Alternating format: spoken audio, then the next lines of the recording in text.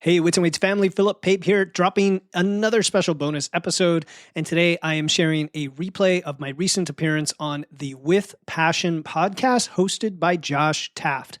Now, Josh and I had an incredible conversation that really gets into cutting through the noise. It's something that we give a lot of lip service, but we legitimately talk about the difference between sources you can trust and everything else. We also get into why strength training is absolutely essential for longevity and how to approach your health and fitness journey with a mindset that allows it to be sustainable and evidence-based. We covered everything from the psychology of goal setting to why muscle's literally your retirement plan. And I think you're going to get tons of value from this discussion because Josh is a great interviewer and he asked questions in a way that brought out some insights that I don't always get to explore even on this show, even after this many episodes.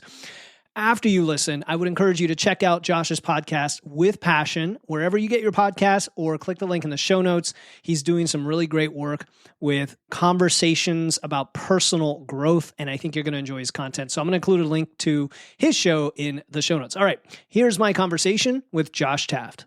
The following conversation is with Philip Pape. Philip is the host of the Wits and Weights podcast, and he has spent years uncovering and sharing some of the most valuable and important information surrounding your health and fitness. And so in this conversation, we covered a range of topics, like what are some common misconceptions in the health and fitness industry, what is important to consider when we're designing a program for diet and training, and why strength training is the most important thing for you to do to ensure your longevity. I loved this conversation. It's not often you get to sit down with someone with such breadth and depth of understanding of a topic like Philip, and a lot of what he spoke about has made me rethink my approach to health and fitness, and it's been really, really valuable, and I'm super grateful for his time. And so without further ado, my conversation with Philip. So as part of your mission statement on the Wits and Weights podcast, you mentioned cutting through the noise of the health and fitness industry. What does that mean to you? One of the reasons I started the podcast in the first place is because it took me years to figure out what the heck to do with my fitness and nutrition. And it's one of the biggest pain points and biggest problems for people today as social media expands exponentially is that there are a lot of gurus and know-it-alls and people with MD behind their name, people with PhD behind their name, guys like me, who do you trust? Right? Who do you even start to listen to and trust and give them your time? Because especially a format like a podcast, right? We have potentially 30, 45 minutes. In your case, you have nice chunky podcast episodes and people are demanding their time. What do you do with that? So to me, the noise is not just the actual volume of content out there, but the fact that there are lots of motives for why the content is out there that leads to incorrect, false, misinformation, disinformation, unintendedly bad information, or a small sliver of accurate information. And so that was my intent, was like, look, I'm an engineer. I value skepticism. I value science. And I also have a PhD, not in this field, but I have a PhD years ago where I learned to read research papers. And at that time, I realized that it's easy to be swindled. And it's also easy to follow something that seems well-meaning and that quote unquote works for people and it doesn't actually work for you. So long story short, the noise is all of that and helping you get some clarity. And what do you think is because I wonder about this, as you mentioned my podcast, I don't know how much of the responsibility of me to provide accurate information is, because also, in this format, at least, it's a conversation. I'm well aware that I'm going to say completely inaccurate things that do not apply to most people, but they apply to me. So what do you think the responsibility of someone sharing information maybe related to health and fitness is? You make a great point in that depending on the medium and depending on the claim, right? Like what level of trust are you trying to assert or match from somebody who's listening or watching? And I suppose it comes down to whether you're asking them to believe you on something or not, or whether you're just saying, this is my opinion, right? Like that's the fundamental difference with humans when you talk. And if you watch the news today, I mean, I'm in the US and of course things have gotten very political. Even the idea of truth is in question from all sides, from multiple areas of the political sphere. And so I think it really comes down to N equals 1, like as the most trusted source is yourself first, and experimenting and testing and trying things out. We can get into my systems-based kind of philosophy of how I approach nutrition and training. But then I think it expands up from that. It's like, okay, now you have your close confidants, maybe a trainer, maybe a family member, somebody you work with who you talk to as a human, maybe face-to-face, that if you're lucky these days, and you kind of develop a rapport, and they give you referrals, don't they? Or they send you off to read this book or watch this podcast, and you start to develop this whole network of information. And then from that, the way I do it at least is I'm constantly checking against other sources and starting to filter out the things that seem to not make sense. But that's hard, man. Josh, that is hard to do. It's very hard to do. So there's no easy answer, right? There's no easy answer. Yeah, it's certainly hard to do. Like if you've got someone who is portraying themselves as such like a all-knowing person, it's kind of hard to be like, wait a second, I should check that myself. Not everyone has the time for that. So that's why people rely on people like you online to do the research for them and kind of tell them what it all says, and then they can make their own minds up from there. You mentioned briefly just before that you were kind of finding your way prior to a certain stage, and I know that you said you tried all these different trendy diets like keto and intermittent fasting. What was your experience with those? Be more specific. What when you say experience, because there's a lot there. Okay, so for example, intermittent fasting. Mm-hmm. How did you feel that impacted you in terms of achieving your goals, your energy, and your just overall lifestyle at that point? Yeah, that's a great example because any method for anything could work for a person, in my opinion. Just about any method, right? Any specific tool or method can work. And a method can work for somebody at one point and not for another. Also, it can work for one goal and not another goal. So what I'm getting at is there's a lot of nuance behind it. Before I answer the exact direct question, I want to go back a little bit to how you tell something is trustworthy. And to me, it's if somebody is saying that there's one true way to do something, that is where the skepticism radar should go up. And if somebody says, look, it depends, and there are caveats and there's assumptions, that is a more nuanced way to communicate. And if someone's saying that on a podcast or something else, it's going to be confident either way. Either they're lying to your face confidently or they're being nuanced confidently, right? If they're not confident, we tend to not trust them at all. That's kind of just how our minds work. So with something like intermittent fasting, there was some really good information out there in the lean gains community, for example, and all sorts of famous people doing fasting and healthy people doing fasting, talking about it on social media. And when you get right down to it, what is fasting? Fasting is just not eating for a certain amount of time, right? And then you could say, okay, well, what does that do for you? Well, it helps you maybe control your meal schedule. Maybe it controls your hunger signals so you eat less during the time when you're eating. And maybe, and here's where I get skeptical, it does all these other claims that we've seen start to be communicated over the years, like cleans out your cells and it improves your hormones and helps your mental clarity and right? And so you take all of that and you say, what's the goal? Well, when I did lean gains, the goal was I was trying to lose weight. I didn't even understand fat loss, body composition, building muscle. I didn't understand all that. And I was just trying to lose weight. And so it was actually a very good tool at the time because guess what? I could eat 2 meals from 11 a.m. to 5 p.m., feel satisfied. My body got adapted to the fasting window. And so to this day, I tell people it's a tool. So my experience may be different than yours, but if you're relying on it for the wrong goal or you're the wrong person to do it, you only know by actually trying it out and gathering the data and closing that loop and then seeing what needs to be adjusted. But I guess the asterisk to all of that is making sure it actually is doing the thing you think it does. Yeah, no, I also tried intermittent fasting for a while and it worked. It helped me lose weight, but I was always skeptical. Like, I don't know how much of it is just the fact that I'm eating less over a short period of time. Because, obviously I got used to the kind of hunger part of being between 5 and 11. I think I did 6 and 11. I gave myself a little extra hour there.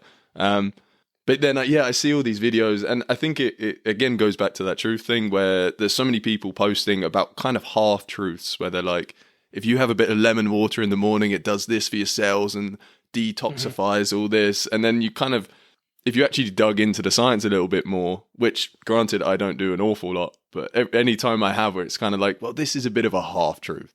You know, it can do you some good for this reason and this reason, but the way they're portraying it is slightly warped and shifted. And I think that kind of speaks to the online space of fitness and health, where you kind of have to make these big statements to get attention and to get a following. So how do you kind of navigate that space online when you're talking about health and fitness, knowing that the big statements and these, you know, life-changing things is how you're going to get attention, but you're trying to stay true to the science? This has come up a lot lately, in that you sometimes have to grab the attention with a bold claim, a clickbaity statement. You know, it's marketing. It's marketing 101 is get the attention, then deliver the goods, and make sure there's not too much of a chasm between what you're saying you're going to deliver and what you actually deliver. You talk about intermittent fasting. I was just looking through my catalog. Episode 254 from December 2024 is called 10 Intermittent Fasting Myths That Need to Die, right? And it's like kind of clickbaity. It gets your attention. You're like, what? That I recall clearly is one of the maybe 20 episodes I've done that got tons of YouTube comments, primarily from people wanting to defend intermittent fasting because it's like a trigger. It's like you're in that tribe, you're in that group, and no offense against people who want to belong to a group and do something together. I totally get that. It's more of, don't just assume something's right for everyone all the time. Have the nuance behind it. So I know how to go after that boogeyman pretty well by now. Like I had an episode last week called My Escape from Low Carb Diets Like Keto and Carnivore. And oh man, the hater comments on YouTube. I mean, it was one of the highest viewed videos of the last few months, because what happens is YouTube says people are engaging and then you get more and more views. But like 90% of it is kind of haters. And then I have to, do I engage with them or not? And I love engaging with them, not in a super aggressive way, but I do want to defend the point and try to be nuanced. So I'm okay when someone wants to get the attention using marketing tactics, as long as they're delivering authentically and honestly to what they're implying that you're giving them. Like I have an episode coming out as a result of the hater comments called something like, is fiber unnecessary? The carnivore diet thinks so. Oh, and boy. it's like, you're going to get people coming in who are like, well, I do carnivore. It makes me feel great. It solved all my autoimmune conditions. I've lost weight. I don't have any fog anymore. And my gut is fine. And you don't need fiber. You don't need fiber on carnivore. And I take exception to that, because I think if you just stand back and say, I don't care about the diet, I want to look at the body of evidence. What did the meta-analysis say of studies on humans, not just on rats, over time? And we see over time and again, that a diverse diet, plants and animals, tends to have the best health outcome. In fact, leaning slightly more toward more plants. And I'm a big meat eater, but definitely not carnivore. There's issues when you compare saturated fat to seed oils. Seed oils win, people. Like, believe it or not, even though they're highly vilified by the YouTuber in the grocery store saying, look at this bag of chips, it's got seed oils, it's going to kill you, right? So I don't know if that answered your question, but that's what came to mind. Yeah, no, I think that's a good balance. You've got to get their attention, but then as long as the information's good, I think that's where your responsibility lies.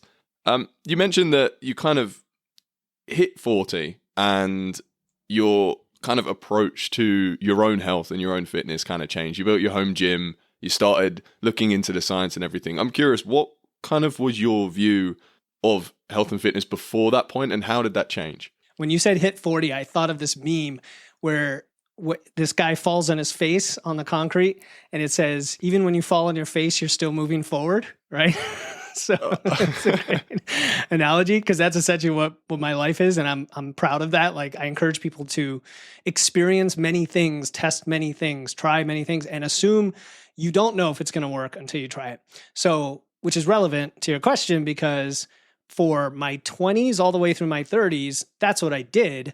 I was always reading books about lifting. I was always going to the gym, trying things and trying all sorts of crazy diets. I mean, going back to Atkins and Slim Fast in college through to all the low carb stuff. And I did a weird diet, man, for my wedding. This is back in 2006. And all I can remember, there was like 12 foods on a list, and that's all I ate. And I mixed and matched those foods. God, that sounds horrible. Like sliced deli meat was one of them. Like apple was, like super crazy. So people get desperate about this stuff because it's our health, it's our physique, it's all those wrapped up in our body image and our self-worth. So from my 20s to my 30s, by having gone through all those and realizing they didn't work, it wasn't until the pandemic, which was when I was 39, turning 40 that year, that I discovered the Muscle and Strength Pyramids by Dr. Eric Helms and Andy Morgan, and Starting Strength, which is a very, very well-known program and book. And in fact, I just interviewed the CEO of Starting Strength on my show. I was super stoked about that. So check that one out when it comes out. Your question was like, I don't know what your question was. Just so that was your kind of approach, was just experimenting, trying new things. Yeah. What kind of occurred? So obviously the pandemic came and everything. What inspired you to kind of look into the science and the background of the health and fitness, and how has your approach changed now? Yeah, that year, because of the pandemic, I had to start working out at home. I had done CrossFit for about 8 years, and my trainer at that gym himself had sort of moved away from CrossFit more toward just traditional strength and conditioning. So lucky me, he wrote for me a home-based program. He did it for all his clients for free for the pandemic. Really nice guy, thinking, hey, we're all going to come back in the gym and we can talk good things about him. Really good businessman. And so I had some dumbbells and bands, just hardly anything. But he said, look, you've got to focus on strength. You've got to progress over time, and you've got to see your numbers go up, and you got to eat and sleep. So I said, well, this is actually kind of new to me because I never thought of it that way. I always thought conditioning, cardio, lots of reps, things like that. I didn't have a structured approach. So that got me to look into that, which is why I came across the books I mentioned, as well as a whole bunch of podcasts, got me really into podcasts as a listener. And I had probably 100 in my feed. I probably still do. And that year I said, okay, well, if the way to strength as a beginner is to use a barbell, which is kind of the thing I had come across that seemed to make sense, I need a better gym in my house. So I hustled to get a rack and plates and a bar and a bench. And then I just started doing novice linear progression is what they call it, right? 3 days a week, squat, press, deadlift, heavy, 3x5, 1x5. That's it. And I started eating a lot, drinking a lot of whole milk, just eating anything, not really checking it. I didn't know how to track macros, anything like that. I just gained a ton of weight, and I'm glad I did, because it let me see how gaining weight can massively put on, strength and size, even though you gain fat along the ride. So that got the catalyst going for me. A year later, I figured out I needed to cut some weight because I had gained too much fat, and that taught me about flexible dieting, which is actually a term in the industry. I think Alan Aragon invented the term, but it goes back to probably as early as the 60s, but really in the 90s, they started studying flexible versus rigid approaches to dieting and really noticing the difference for sustaining your results and adhering to your diet and enjoying your diet. And I said, this is a lot more fun than the 12 food diet that I did for my wife. that must have got so boring so quickly. That's insane. People will do anything, Josh, this. People will do anything sometimes. So when I realized, look, I could eat animal products, plant products, I could eat seeds, nuts, fruits, nothing's off limits, carbs aren't off limits, desserts and snacks aren't off limits, but I need to have guidelines and guardrails and structure around the quantities and around the composition of my meals so that it served my goals as a lifter, and also the energy balance so I could know to gain or lose weight. Because you mentioned intermittent fasting. It's like, why does that work? Because of energy balance. You eat fewer calories, and you might cut out a bunch of processed foods in the process. So that's when I got into it. And then late 2021 is when I started my show and eventually got into coaching from the show. So I did it all backward. Were there any kind of misconceptions that you now realize are misconceptions that you may have held in those years coming up? Because you talk about cutting through the noise and everything. And I think I've personally seen a lot of content online where I'm like, if that just can't be true, and it's just kind of a commonly held belief and everything. So is there anything where you realize, I've been thinking about this all wrong? Yes, everything. Just about everything when it comes to training and nutrition. Let me ask you, what's something that comes to mind that's like you hear all the time? I think, to be honest, my general approach to training, I remember when I started training, and I started with the very basic stuff, and I just got more and more technical as I went on. I was trying to do all these different isolation exercises, achieve certain angles and all this kind of thing. And, I made progress and everything, but at some point I kind of realized that I don't need to be doing all this. As long as I'm working hard in the gym, I'm eating my protein, and I'm sleeping, I will make progress. And that kind of realization just made the whole thing easier for me, because I was like, I don't need to spend all this time doing all this research and, timing everything and making sure that I'm being optimal in every single way. As long as I'm doing those three things, then that will push me forward and help me make progress. And what was the eureka moment where you realized? So, in other words, did you test backing off and finding that it didn't hurt you? Yeah, I went consistently to the gym doing all these things, and then I just got so sick of it and bored of it. I took time off. I went back, did the basic things again, and I was like, oh, this is great. Like, I don't have to think so much, and all I'm doing is just lifting stuff and putting it back down again. Yeah, I feel like so many people can relate to that, myself included, because I used to overthink everything as well. I'm definitely, I love data. I love analyzing everything. And whether it's protein timing, and now you could just eat, your total protein is 95% of the equation for the day. It doesn't matter when or how much per meal or everything, unless you really care about optimizing to that nth degree. Doing too much cardio. So when I work with clients, where a lot of women, I'll say 2/3 are women, but there's men as well. There's definitely myths around fat burning, for example, that are misunderstood. Like all the activities to burn fat or training fasted or low carb, etc. That all has to do with misunderstanding with energy systems in the body. And when you realize that and you understand metabolism, you realize that your body is going to adapt to what you do with it. So if you're doing a lot of cardio, you're going to become a very efficient cardio machine, which means you're going to burn a lot fewer calories because your body wants to conserve energy. If you're lifting weights, on the other hand, your body's going to adapt to grow larger sarcomeres in your musculoskeletal cells, right? Just to get technical, which just means you'll have more ability to produce force and have bigger muscle mass. So on the one hand, you got to understand the basic science to do the right things. On the other hand, you don't have to do that much. Like you said, if you just lift 3 days a week as a beginner and you walk 7,000 or 8,000 steps a day at least, and you track your nutrition so that it's within some reasonable range of protein and calories, yeah, that like covers 80-90% of it. Of course, there's recoverability like sleep and stress management, where the older you are or the more complex your life, the more you might be, your metabolism might respond to those things. If you're a woman, hormones and peri and postmenopause are also going to have an impact. So there's a lot of other things like that.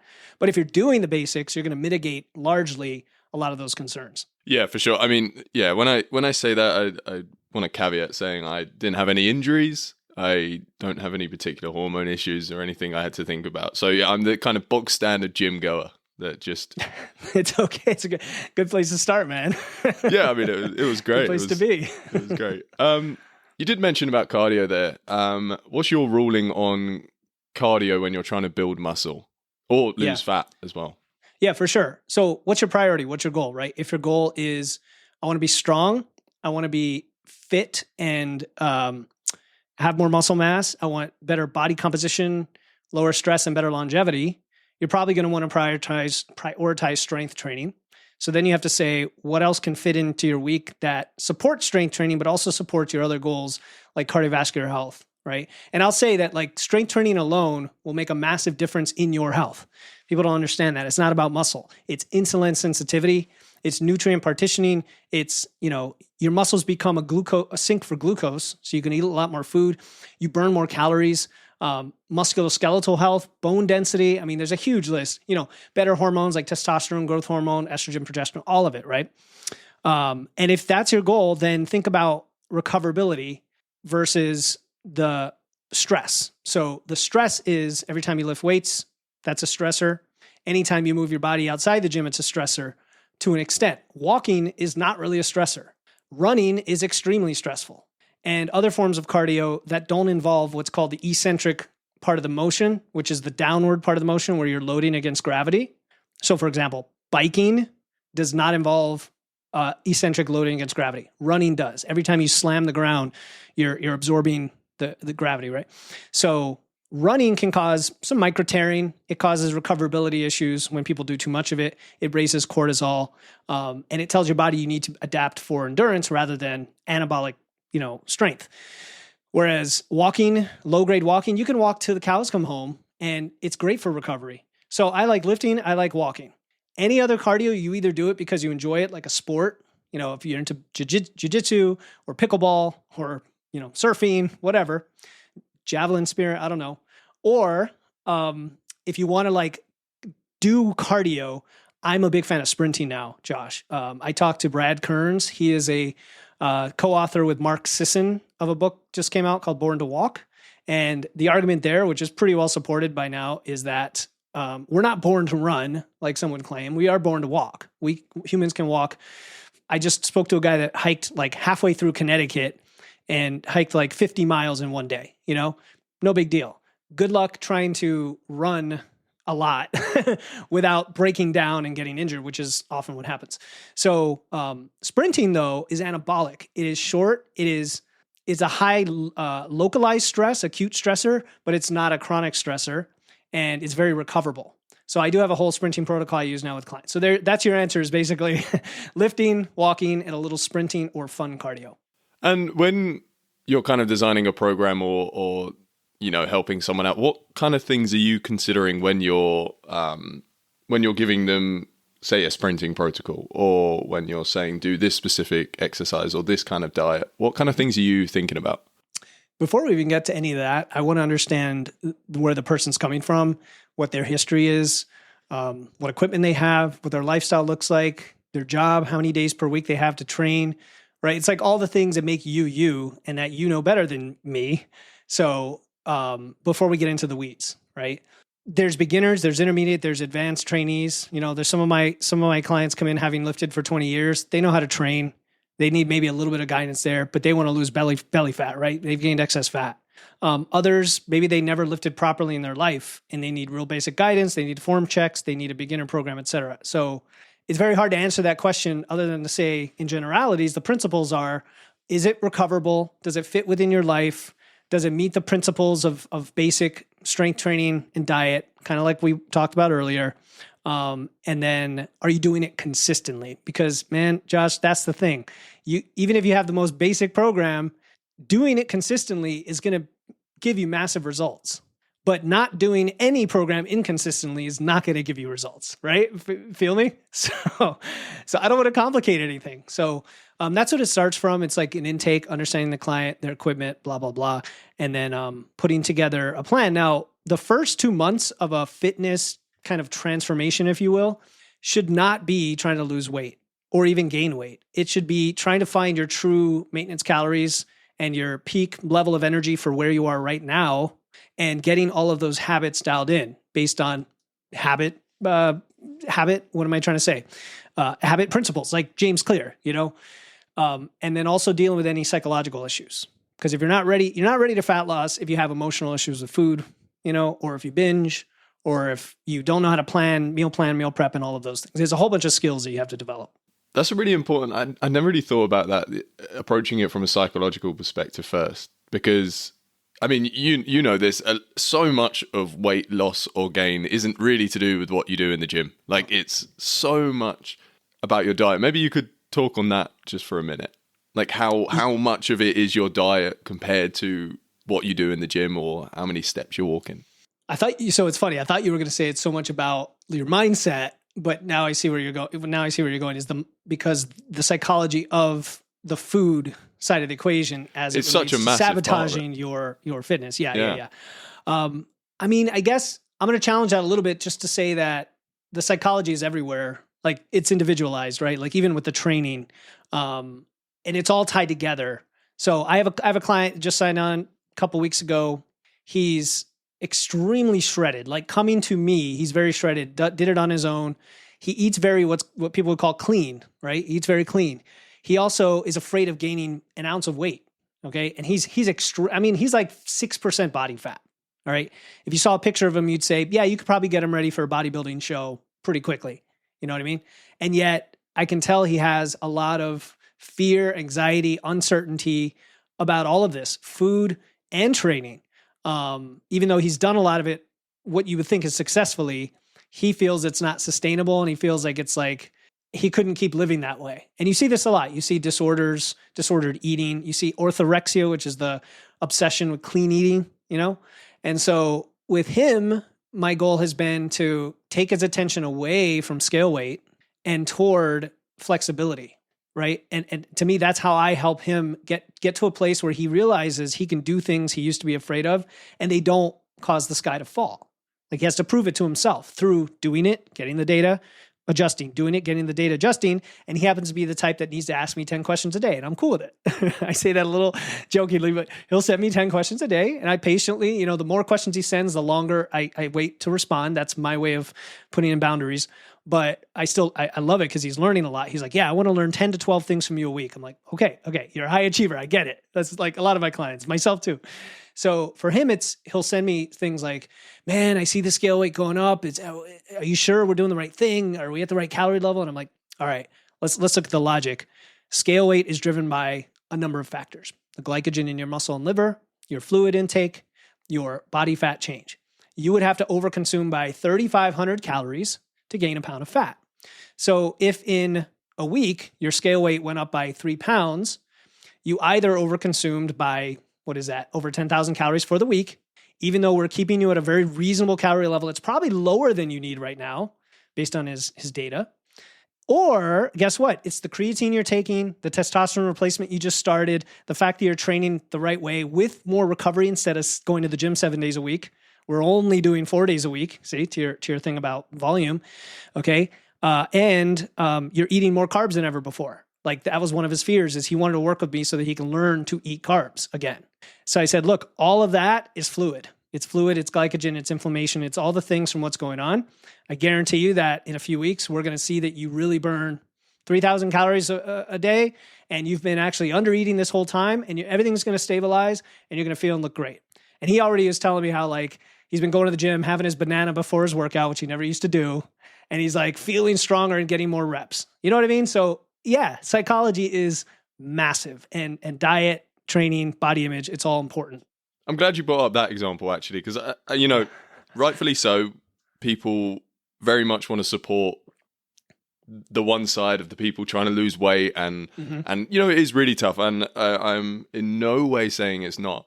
But as someone who, I wouldn't say I've struggled with my body image, but it's something that takes up a lot of my mental capacity, is how I'm looking, and not in an egotistical way at all. I'm not looking in the mirror and going, oh, I could work on my deltoid a little bit more and try and puff that up. But, I think as someone who's been in sports their whole life and has been to the gym pretty consistently, there is a lot of pressure to look good on yourself. And I'm glad you brought up the example of that end, where it's someone who does, by most people's measure, look good and they should feel good about themselves, and they also have their own difficulties when it comes to body image and diet and whatnot. On a personal question, actually, does creatine cause... I mean, I know it causes more water retention. Does that mean that you're going to weigh more? Because I weighed myself yesterday, and it was upsetting because I was like, oh my God, I'm weighing so much, but I've also just finished my loading phase of creatine. So I'm thinking maybe that's part of it. 100%. Probably 2 to 5 pounds for most people. They're going to have a scale weight bump, and that's all fluid being held in the muscles, glycogen in the muscles. It's all goodness. Again, I was telling my client that. I'm like, this is all good. You want this. If you respond to it, you want it. Even if you don't respond to it, which 20% of people don't, there are studies now that show cognitive benefits of taking creatine, especially if you take excess to like 15 grams a day or even 20 grams a day. I'm pretty sure within a few years, we're going to see more and more recommendations for everyone to take creatine. But yes, you will gain 2 to 5 pounds. It will stabilize. Your body will adapt to the water. You might retain a little less water. It might be even a little drop once that happens, and then you're stable. Okay, great. That makes me feel better, because I stepped on the scale. I was like, oh God, like, where's that come from? I thought I was losing weight. But I really appreciate your approach to it. I think, especially in this kind of podcasting world that we're living in, even not just in relation to health and fitness, but in so many things like productivity and business growth and everything, people are forgetting that they should just try things. They should just experiment with things. I think they're hearing all these people that, probably do have a lot of knowledge and scientific background and whatnot. You have an engineering background, and they're taking it as gospel and forgetting the fact that something that works for one person may not work for the other person. And I think my kind of general approach to things now not just health and fitness, is more just, for example, with money. I'm trying to save money and save for the future and not invest, but invest in myself and that kind of thing. And instead of worrying about the finer things and investing in this stock and having this ratio of savings to spendings and stuff, I'm just adopting a mentality that it's like, just try and save. Do what you can and just bear that in mind when you're making decisions and everything. And I think that kind of applies to health and fitness as well. It's keep your goal in the back of your mind when you're making decisions, saying, okay, if I want to lose weight, should I do this? Or actually, is it better if I do this? And not worrying too much about the kind of finer details. If that makes any sense. Sorry, I went on a little bit of a tangent there. No, it makes a ton of sense. It's like the Pareto principle, right? 20% of the effort will produce 80% of the results. The golden ratio. We have all these like analogies for that, which is don't try to change too many variables at once. Don't get caught in the 1%. Focus on, the 80% down here, which for most people is going to be something like they're not training at all and they're not doing it consistently. And honestly, I would put that before diet because I think you kind of asked that earlier. I never quite answered it, but I would almost put strength training consistently before quote unquote fixing your diet, only because it's an excellent catalyst for a fitness oriented lifestyle where the diet then follows and supports it. But anyway, the thing with trying stuff out is then you run into more psychological avatars, right? So there's the avatar of impatience. And that's very common. I'm a perfectionist myself. I get impatient about certain things, and you are not going to get a result in one instance of trying something. Almost that's a universal rule. Like, I mean, again, James Clear in Atomic Habits talked about, I think, 21 days to establish a habit, the compounding effect. I mean, we do podcasts, and I know you're getting started and you're being consistent. It's going to pay off. I started 4 years ago. My first year, I had like maybe 10 downloads an episode for the first year, and then it started to take off like exponentially. And when it comes to trying things out, let's say, here's an example. Someone reached out to me with a very long message. She joined my Facebook group. She says, I've been listening to your podcast and I'm just struggling. And she gave me this very long message. Now, if you know anything about marketing, a long message is a hot lead, right? Like that's a hot lead. That's somebody who, is already trusting what you're saying because they're seeking help and you want to help them, but you can't like give them all their coaching in one day, and nor do you want to. That can be really dangerous because they're going to be all overwhelmed. Like, where do I go from here? But she said, look, I tried this, and this because I heard you suggested before, and then it was some excuse about like, I got frustrated, so I deleted the app. I got frustrated, so I stopped the next day. And that immediately goes to my head of the avatar of the impatient person.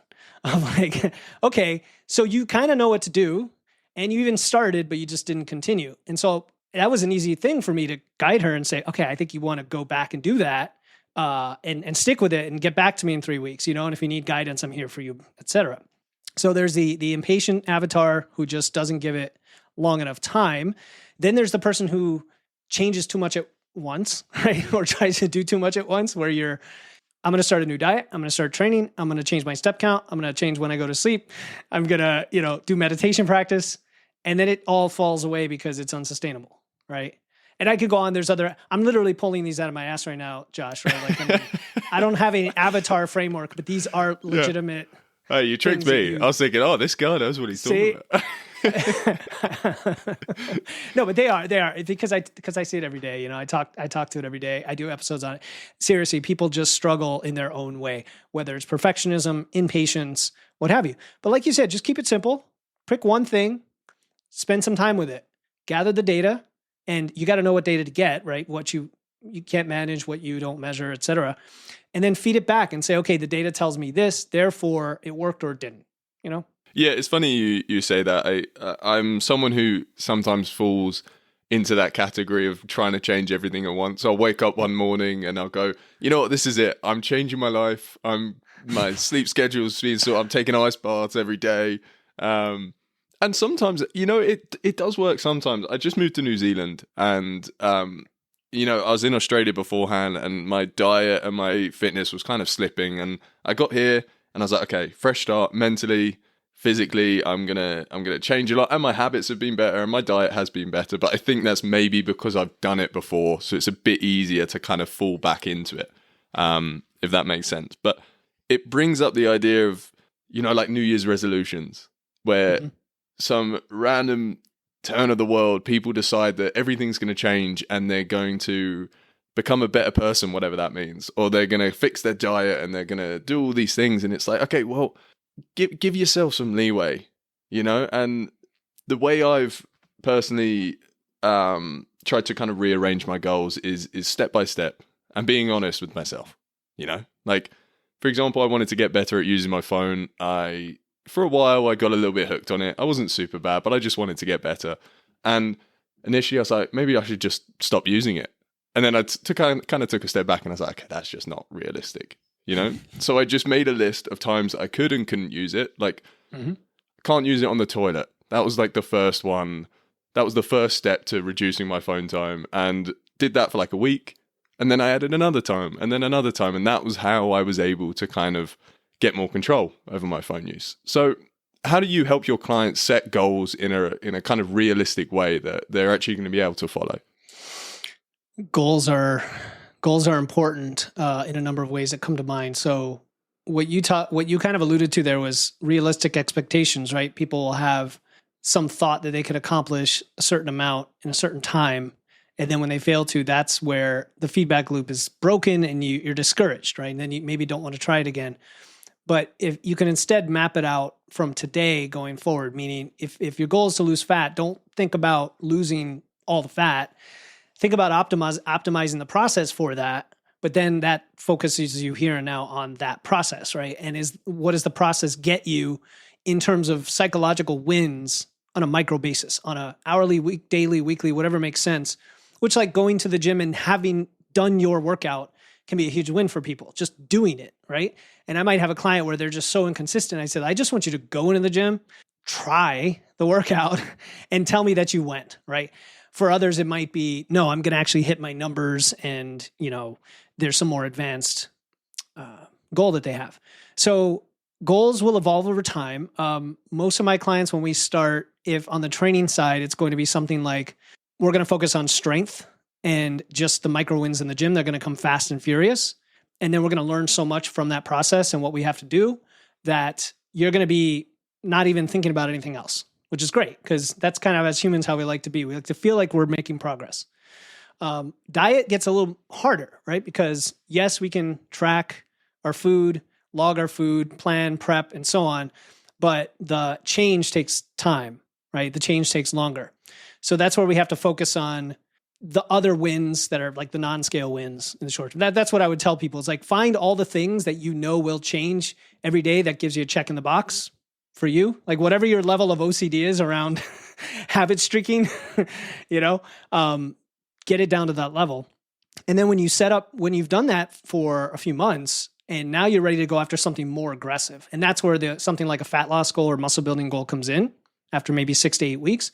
Then you go more aggressive. And this then ties to the thing you talked about where New Year's resolutions, people they want to solve everything because it's the new year. I love seasons. I love holidays. I love these points in time like New Year's that push you. I love those, actually. You can take advantage of them, take ownership of them. But then you've got to be super realistic. So when it comes to fat loss, I say not how much you want to lose, but how fast can you go where it still feels sustainable and is not that hard and you can make tons and tons of mistakes along the way. Like very conservative, and then do the math. Where does that get you?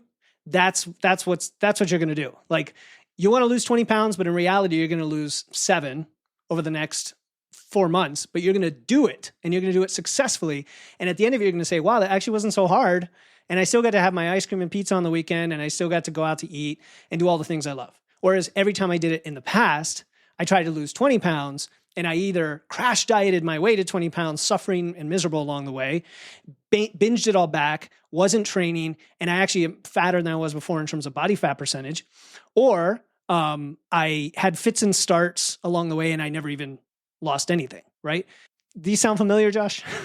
Yeah, for sure. I Okay. really like, I like again that you mentioned that the idea of seasons, right? I've been thinking about this a lot where people talk about balance and sustainability, and rightfully so. If someone's a very extreme end of health and fitness and they need to move to the middle, perhaps it's going to take a longer period of time. So sustainability is important. But for someone perhaps that has more specific goals, they can go through a season where it's not sustainable. I remember I went traveling to Mexico. When I was there, it was about 3 months. I lost so much weight. Like you could see the kind of bones, my cheekbones coming through. And I got home and I was like, okay. I went down to the weight I was when I was 17. And at the time I was 23, I think. So, it's a pretty significant weight loss. And I was like, okay, for these next few months, I'm just going to ham out the protein, like a ridiculous amount of protein every day. I was hitting the gym, working really hard, and it was not sustainable. But for those 3 months, I managed to put on 10 kilogram, mostly of muscle, and get back to a more healthy weight. So in my head, that was the season for that, if that makes sense. And it wasn't balanced, and it wasn't something I'd want to do for a long period of time, but it got me to where my goal was, and then I was able to kind of take a step back and kind of relax a little bit in the whole process. Yeah, what you're saying, that's genius actually, because that's the essence of periodization, which is a common technique in both training and nutrition. And for most people, they don't have to worry about it with training. Don't even look at block periodization or anything like that until you've just basic lifting program for like 6 months to a year. But with nutrition, it makes a lot of sense. Again, which is why, and I don't always communicate it clearly, but it's why I have this kind of pre-diet or priming, stabilization phase first, followed by the more aggressive. And when I say aggressive, I just mean you're going after it. The aggressiveness depends on you. Like you said, how extreme can you go where you can get through it and it feels like you've learned something and you've applied skills in a way that allows you to come out of it sustainably, because they're right and wrong way to do the extreme, right? Because if you make your body worse off by crash dieting and losing a ton of muscle, that's not going to do you any favors just because you lost scale weight, right? And then coming out of that, it's okay, how do we maintain our results? Because that's where 95% of people fail. Like that's not a made up number. It's 95% after 5 years of people who lose weight gain it all back. And wow, 95. Yeah, it's massive. It's 90 to 95, so 95 sounds better. But yes, it's 95%. Sure. Speaking of marketing and truth telling, but so coming out of it is really important. But the coming out of it is often a function of the part where you lost the weight and you didn't do it the right way. That's if you do it the right way, coming out of it is actually quite straightforward. But it's funny you mentioned extremes, because right now, like in my group program now, we do challenges every month. The current challenge is rapid fat loss. And rapid fat loss is something like I almost make you sign a contract because there's so many caveats before someone does rapid fat loss. Rapid fat loss is effectively 2 weeks with 4 days in a very aggressive, like half the calories you need diet. Wow. Followed by a refeed where you eat a ton of carbs and come up to your maintenance. You do that again, another refeed, and then one more time. So it's 14 days with 12 days of extremely aggressive dieting. And if you do it right, you're going to probably lose between 3 and 7 pounds of body fat in 2 weeks. And so people hear that, if I just said that and I stopped, people listening to your show, they're like, oh, let me get that program right now. But there's all these caveats. You've been lifting consistently. You haven't been dieting. You know how to track your food. You've been sufficiently eating enough protein for a while. Like there's all these caveats before you do that. But aggressiveness can be incorporated at times with the seasons. I totally agree. And I think one of the reasons I was able to do it is because I do have experience in, like tracking calories and going to the gym and everything. I definitely would not recommend that to someone who was new to the process, because it wasn't that fun. I mean, in a way it was, because I got to eat a lot, but also mentally, you're really hyper focused on this one goal, and it's not, as I said, it's not sustainable. But I think something important for people to know that when they're going on a diet or when they're starting you don't have to, it doesn't have to be forever.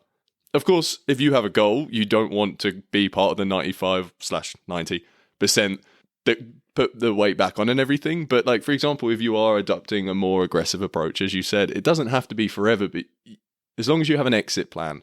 I knew that when I got to a certain weight, well, actually, it was when I hit a certain weight on the bench that I was like, okay, when I get there, I'll kind of taper it off a little bit. But as long as you have an exit plan and a way to make it sustainable after a certain time period, I think that's really important, Yeah, I'm going to aggressively agree with that in that the duration is inversely proportional to the aggressiveness. So the more aggressive you are going to be, the shorter it has to be. And I mean has to be, because the human mind is susceptible to fatigue, emotional fatigue, physiological fatigue too. I mean, we can talk about adaptation and all that, but even if you white knuckle it through that, like bodybuilders do, right? When they're prepping for a contest season, the emotional fatigue just keeps climbing. And the more aggressive you go, the more it's going to be. And it's tied to your physiology. So that's the irony of the whole thing. It's psychological and it's physiological and it plays off each other, meaning your body is becoming more and more resource deprived and is screaming to eat food and to get back to a better state of health and homeostasis. And at the same time, you're mentally playing all these games to avoid eating food and have more fiber and have more vegetables and do all these tricks for hunger. And you know what I'm saying? Like all those things.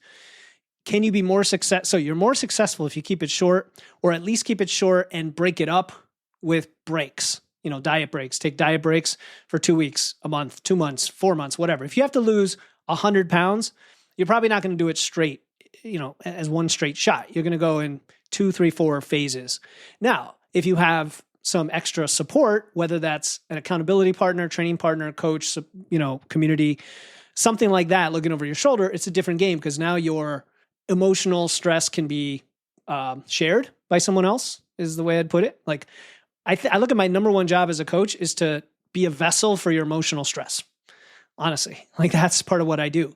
And my personality lends itself to that, because I personally don't stress out too much. I'm kind of chill. And so you can freak out on me and it's fine. I'll listen. And that's helpful when you have a coach, because then it's like, you're going to freak out at some point. And the other thing, Josh, is if life isn't smooth sailing, right? Like you're going to have all sorts of unexpected things come up, especially when you're older or you have a family. The older you get, the more people have illnesses and injuries and life stuff that comes up and just all sorts of problems, financial things, you name it, your job, your house, the economy, everything goes, and those are going to interrupt your life. And that's okay. What's your plan to adapt around those and be resilient to those, not try to white knuckle and, be perfect and stick to your plan all the time? Yeah, I was thinking about that while you were talking. I've had personal trainers that I've known help me out with a few things or write a plan for me at a specific time, but I've never had it over a long period of time. What do you think your role is as a personal trainer after the stages of setting goals and writing a program and showing them kind of how to do everything? What do you do after that point? Eventually, I want you to fire me. Like I'm totally honest about that. Like I'm a nutrition coach, just to be a dick about it, like a nutrition coach as opposed to a personal trainer. That's all. There's a subtle difference. But I'm proud of my ability to help people with their training and their form and technique. And I will write programs, but oftentimes I will recommend existing templates that I have, programs, or even third-party programs, because I don't think any of that's as important as doing the thing and getting it adjusted for you and doing, having proper technique and progression. So I think the plan is step one. Plans go out the window by day 2, meaning the data is going to become the plan. The data of you is going to become the plan. So my job as a coach is to say, all right, you're doing all the things. I also want you to measure all the things. And I want to see all of that data as we go. And I'm going to be available for not only reaction, meaning you can reach out as problems come up, but also proaction, that's not a word, is it? Being proactive in that, let's say every 2 weeks is the cadence. Every coach works differently. I might have a 2-week check-in cadence where you're going to send me your food data, your expenditure calculation of your metabolism, like all this stuff that we collect, your step count, your biometrics, measurements, your photos, a whole bunch of things, sometimes hormone panels and blood work too.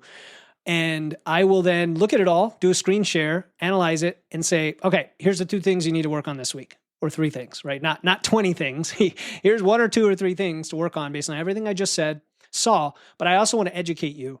I want you to get like a nutrition certification level education by the time we're done working together, if you're open to that. If you don't care, if you just want me to tell you what to do, which I have clients like that as well, fine.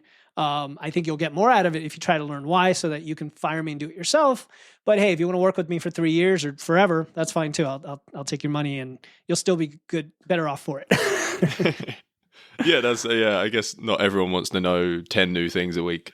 Right. Like one of your clients. Exactly. So you do a lot of your work with, I almost said older people, but I didn't mean that old. I meant 40 plus, but I don't want to call people old or anything. What's the difference when you're working with someone who is older compared to a younger person? Recoverability is the big one. And that's because of age, because of how you've lived your life, and also because of the circumstances of being older. So what I mean is, most people haven't been living a very healthy lifestyle, let's be honest. And so it starts to catch up with you metabolically, with your metabolism, with your hormones. But also you've lost some muscle mass, and you've probably got, other little niggling issues, maybe with your joints or something like that, depending on the age. If we're talking 40s versus 70s, there's, it gets more exacerbated with age. And that's going to give you some constraints that you just have to work around. The principles are going to be the same, Josh, no matter what age you are. The principles are the same. Get stimulus, you adapt, you manage recovery, and energy balance and protein. I mean, it all is the same, but you may need more rest period between your training sessions. You may need more food, believe it or not, or more carbs. Women peri-post-menopause tend to need more carbs, despite the advice out there of like low carb dieting for, postmenopausal women. That really drives me crazy because I think a lot of women are being done a disservice. So recoverability is one. The life circumstances are another. The older you get, the more you have obligations. Your job gets more stressful. You have more family. You might be a parent, spouse, all of that. Your parents might be facing health issues. I'm seeing that now in my 40s, both of my wife and my parents with their issues. And now I can see how that becomes, I hate to say it this way, but it becomes a burden for their kids, right? Because now if you're in your 40s and 50s and you have parents in your 70s or 80s, you're going to be spending more time helping them out. That then affects your health in your life, right? And so that's the general sense of it. I'm trying to think if there's something else. The only other thing I can think of is hormones, right? Hormones, testosterone drops, for women, estrogen, progesterone starts to drop. But hormones aren't necessarily the root cause of all your issues. So that's important to understand, because a lot of gurus sell their programs based on the fear of hormones being the cause of everything. We need to fix your hormones. We need to balance your hormones, hormone correcting diet, blah, blah, blah. I'm a big fan of hormone replacement therapy. Don't get me wrong there. If you need that, that's great. But a lot of times the lack of training and proper nutrition is causing many of the hormone issues. So it's bidirectional is what I'm saying. So long story short, guess what? If you train, eat your protein, sleep, and manage recovery, you're going to be successful, and you could build muscle and metabolic health well into your 80s and 90s. I mean, you could be just thriving to the end of your life, have a great health span. That's really what we're going for. Yeah, well, I think there's been a weird shift in the health and fitness. I mean, I haven't been around that long, but speaking to my dad, for example, he was and still is a very fit individual. Like, he did, I think, 13 Ironmans. He's done a bunch of triathlons. He's now representing Great Britain in aquabike because his knees are ruined. But his mentality was just train until you can't stop training, and then your body will adapt. And I've tried to speak to him about doing kind of resistance training, and because his knees, as I said, his joints are just absolute from years and years of running and cycling, and well, I suppose more the running than the cycling. For someone who is getting on and they want to work on their health and their fitness, why is it so important that strength or resistance training is included in their routine? Why isn't it just going out, losing a bit of weight and kind of just trying to eat healthier and whatnot? Why is resistance training so important? Because muscle is your retirement plan. It's muscle and money. Those are the two parts of your retirement plan. I can't stress enough how strength and then muscle, and there's a huge corollary between the two, will protect you against just about anything that ills older individuals today that we can think of. Every metabolic disease, type 2 diabetes, heart disease, right? The biggest killer, heart disease, which ultimately is just a disease of obesity. When you step back, one chain in the cause and effect. Joint health, right? Achy joints, fragility from lack of bone density and lack of muscle supporting those bones. All of that's going to pay dividends. And because we know you can add to your strength and muscle at any age, and the body will respond hormonally to do so, you will literally avoid the burden that we talked about on your kids and on your family, and you'll be able to do far more than just get off the toilet, which is honestly an aspiration of many people who can't even do that, right? Which is sad. I mean, nursing homes are a huge industry, and that makes me very sad because I've been in a number of them over the years for different people close to me. And in my head, you can't help but have a little judgment now that I know what I know of if only, right? If only they had been a little more active, and resistance training. And that's the thing you're kind of getting at, is like, you can't just be active. You can't just walk. Every time I hear, well, at least they're active, at least they're moving, I'm like, yeah, compared to what? Like, compared to nothing, sure, and sitting in a bed. But it's like sedentary, active, and then strength training is way over here on the spectrum in terms of your functional and metabolic capability for the rest of your life. So I know I'm not getting into a lot of like the details in physiology and science. We can go there. But you got to do it. Like, it's essential. Aside from just, your regular strength training and everything, is there much you can be doing as a younger person to kind of prepare for those changes that come about in your body when you get older? I mean, just do it. I mean, okay. Are you asking about longevity in that, like, if you start young and do this, you don't want to do it in a way that injures yourself or like causes issues down the road? Is that what you're thinking? Yeah. Like my dad, he trained his whole life, but he's still faced with these issues with his knees and everything because he didn't do certain protocols. He didn't work on his flexibility, strength training, that kind of thing. Yeah. So it's a really good book on the subject, to be honest, especially if you're younger, because normally younger people don't buy this book. It's called The Barbell Prescription by John Sullivan. And he talks about the sick aging phenotype. And it's phenotype just means like an expression of your genes based on your lifestyle. It's like epigenetics, right? You've lived this way, therefore you've become this.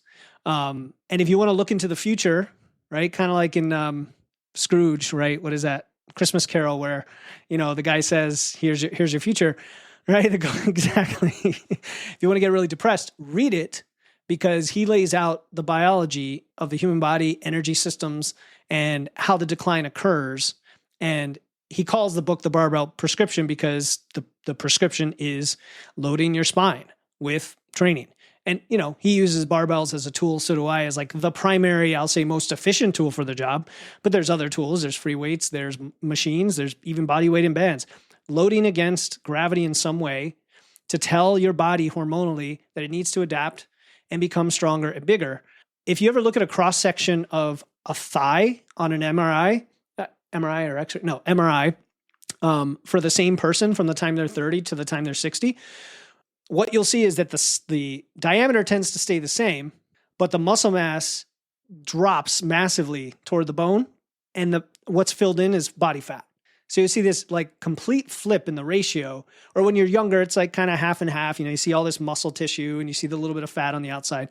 And then you see a 65 or 70-year-old and it's like muscle tissue, fat, right? Just tiny bit of muscle tissue. And that's what happens. So now imagine, what is that doing for your everything, for your posture, for your fragility, for your ability to just move around.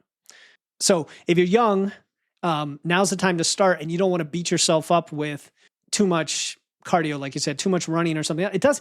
Now, I don't want to scare people away from being an endurance athlete. If they want to be an Ironman or triathlete, awesome. I would actually read Born to Walk, to be honest, the book I mentioned earlier. I would read that because that is written by two guys who are elite endurance athletes, who have taken the lessons away from that and what the science says, so that you don't beat up your body and you do train the right way. And when you talk about doing less, not more, I've talked to some endurance athletes who put in, tons of miles every week. And most of them today, the really smart ones that are training the right way for longevity, will have way less volume than they used to have, like way fewer miles than they used to have, and they still remain competitive. So if that doesn't tell you something, then nothing will. Well, listen, Matt, I've really loved everything you're coming at me with, especially your approach to just in general, just trying things and being consistent, being understanding of everything you've kind of got going on in your life. And I think is really valuable for people. One thing I like to ask, just as a kind of round off question, because when I listen to podcasts, I hear so much value and so much information, and I just want to retain it all. And I think sometimes I feel a bit pressured, and I'm like, oh God, what did that person say about this thing and this thing and this thing? So I like to ask, what is one thing, if someone is listening up to this point, one thing that they can take away and think about and really reflect upon, what would you say to them? There's so many things, right? Well, since we ended talking about muscle, I would say, building muscle and strength training and going to the gym, this isn't just a thing for bros. This isn't just to look good. This isn't just, for aesthetics. This is your most underrated organ for living a long life, for aging better, for staying independent, all the things we just touched on. And yeah, everything else we talked about is great. But all I want you to do is figure out when you're going to the gym. Like, if you're not training right now, make it as easy as possible. Forget the New Year's resolution. Forget trying to lose X number of pounds. Forget trying to have any particular program. Just literally pick where you're going and what day you're going to start this week and build from there. Yeah, great. Listen, thank you very much. And again, I love what you're doing. I think you're providing so much value to people. And yeah, I think you're helping a lot of people, and just want to say thanks for that. Thank you for coming on as well. I've really enjoyed it. And yeah, I hope to speak to you soon. All right. And that was my conversation with Josh Taft from the With Passion podcast. I hope you found as much value in that as I did having it. I absolutely love going on other shows and sharing the knowledge. And Josh himself really does have a gift for asking the kinds of questions that get to the heart of what matters most when it comes to building that sustainable approach to health, to fitness for the long game. If you enjoyed the conversation, check out his show With Passion. The link is in the show notes.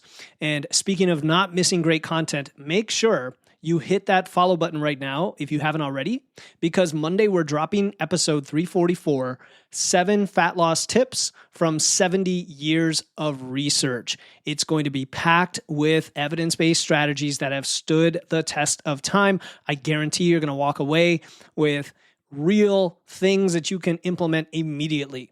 Until then, keep using your wits, lifting those weights, and remember, as we discussed today, your approach to fitness should be sustainable, science-based, and focused on the fundamentals that move the needle. Talk to you next time here on the Wits and Weights podcast.